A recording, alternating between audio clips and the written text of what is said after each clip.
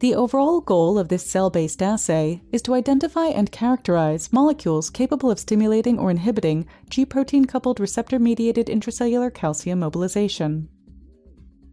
This method can be a valuable assay for G-protein-coupled receptor drug discovery because it can be used to screen for molecules that modify receptor-mediated intracellular calcium release. The main advantage of this technique is that it allows molecules with agonistic or antagonistic properties to be identified within the same assay.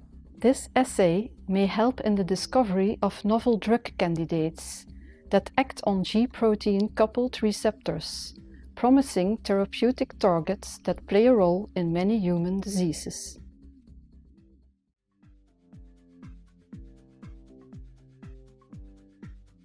On the day of cell passaging, coat each well of a black-walled polystyrene 96-well plate with clear bottoms with 100 microliters of 0.1% gelatin solution and incubate the plates for 2 hours at room temperature.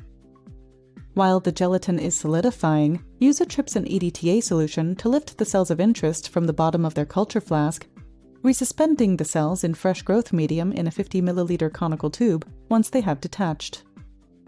After counting, collect the cells by centrifugation and resuspend the pellet in fresh growth medium to a 1 × 10⁵ viable cells per milliliter concentration. When the plates are ready, discard any excess gelatin solution and dry the plates on a lab tissue. Then wash the wells with 200 microliters of PBS and replace the wash with 200 microliters of cells per well for an overnight incubation at 37 degrees Celsius and 5% carbon dioxide.